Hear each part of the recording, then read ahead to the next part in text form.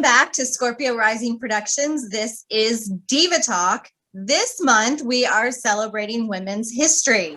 Now, I know Women's History was last month, but we record a month and ahead because we're monthly women. So get on board with us, and we're going to just continue the celebration of women because we can. I mean, every month should be Women's History Month. We should celebrate us every day of every month. I'm saying all the time. So there's a perception to change. Celebrate women daily. Exactly. Daily. Yes. Every minute of every day. Can you handle that, men? No, they can't. So it's not just us divas doing this conversation about Women's History Month. We actually have a very special guest. Our guest is a lawyer, a media, theater, creative writing teacher, a first-time author, book coach, and an empowerment self-defense instructor. She is also a regular opinion columnist for the Pasadena Weekly and various other blogs, including the Huffington Post. In addition, she is on several nonprofit boards that serve national interests, one of which is the National Women's History Alliance. Please welcome this most powerful diva, Ellen Snortland. So welcome, Ellen. Hello, thank you for having me. Oh my God, of course. We are so thrilled to have you.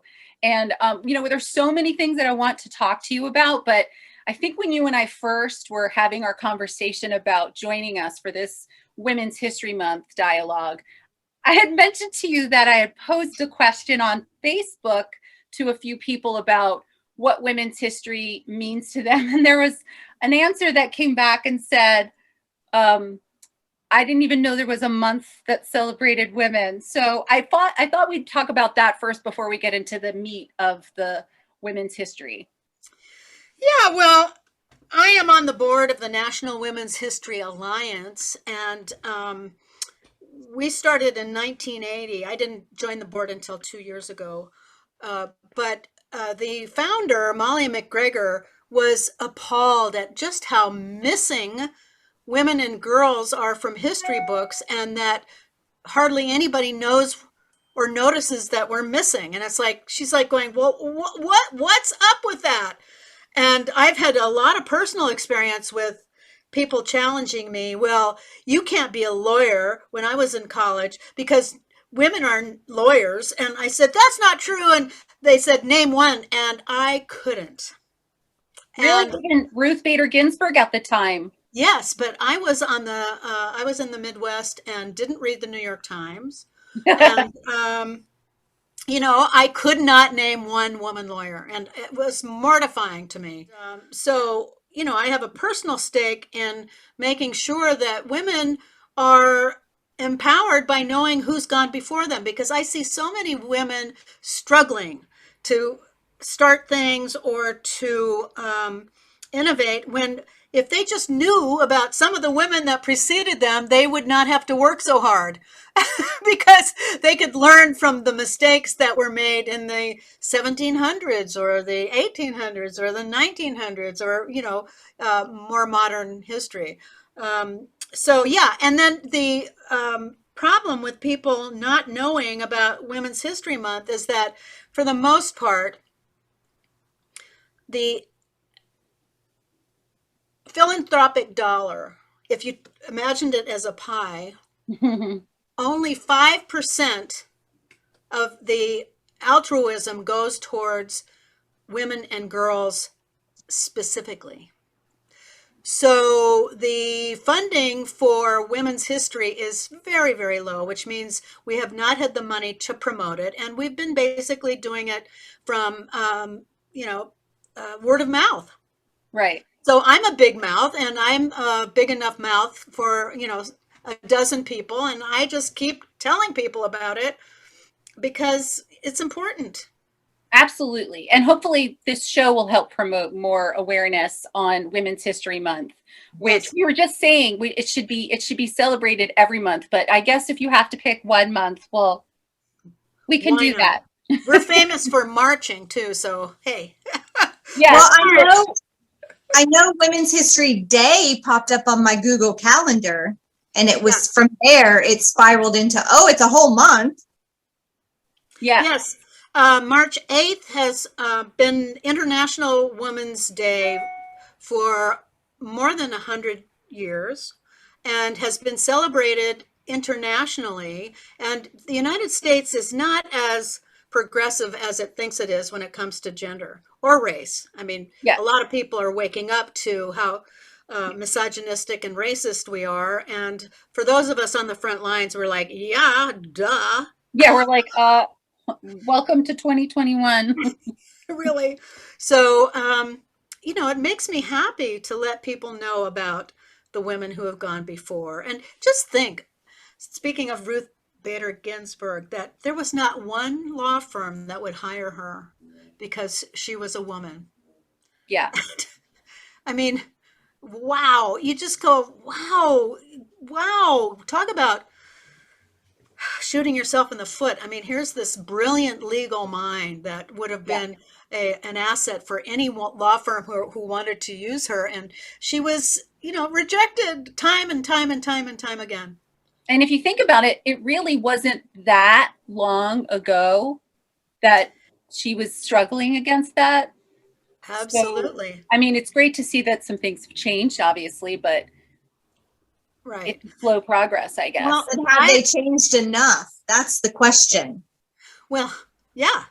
And when I was in law school, I entered law school in 73 and graduated in 77. I was one of 12 women at Loyola Law School, and the law professors and the male law students really treated us like crap. They didn't want us there. They were not welcoming, except, of course, there are always exceptions, and there are always really wonderfully supportive men. But I'll tell you, the culture was, you're not welcome. Yeah. Right. Well, and that's actually goes into the first question, because we were talking about this as women who are pioneers. So who are, because we have current women who are our pioneers in male dominated activities, or where you typically would see a man. Let's take, for example, Kamala Harris. Yeah. Oh my goodness. Boy, she checks off a few boxes. Exactly. And she would not be considered a pioneer in terms of lawyering, except to the degree that she got far along in California politics. Yeah. But as far as she's got cred like crazy with attorneys general and people like that, and she has always excelled and will always excel because that's who she is. And pioneers in general, let me just address pioneers in general. Yeah. People who challenge the status quo, people who forge new areas, generally have to have some kind of outside impetus, because people, if they are left to their own devices, generally like to stay comfortable. I mean, it's like, that's one of the reasons that immigrants are often so powerful, because they're pioneering into another country. And there's something, whether it's economic discrimination or violence or whatever condition is in their home country, they cannot bear it any longer. Yeah. Same with women.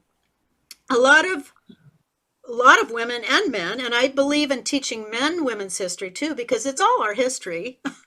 I mean, everybody has a mother. If you're there, you have had a mother. And I'm very curious about why so few people are not more curious, but that's a whole nother topic. But I mean, we could have so many segments about women's history, and right.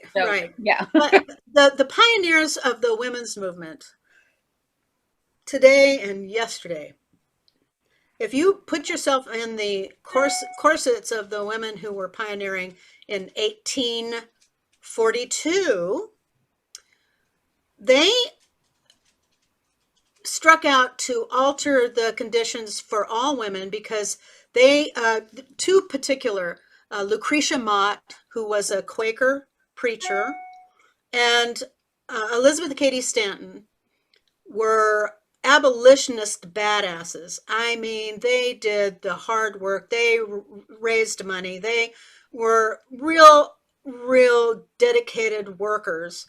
And they met on the ship that they took to London for the first abolitionist international convention. And they got there and they were not allowed in. It's like, really?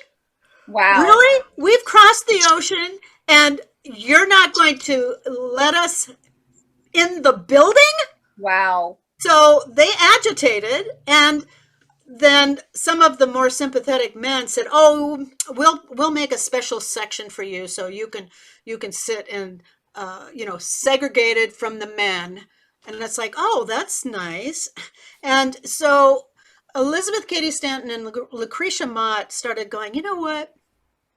Here we are working our bustles off to free enslaved people, and yet we don't have that different conditions. We have luxury compared to what they have, except women at that time could not earn money if they were married, could not keep their children in the event of a divorce. They could not vote. They could not inherit without it going directly to their husband. They were dead as citizens in the eyes of the law." So they were like going, and then they were very highly privileged. Lucretia Mott had a very supportive husband. Elizabeth Cady Stanton did too, but her father was a judge. And when she was a little girl, there was this widow that came to their door, and she was weeping, and Elizabeth Cady Stanton let her in. And later on, she asked her dad, why was she crying? And he was a judge at the time, and this widow was completely and utterly disinherited from her husband's estate. And there was nothing she could do about it. Yeah.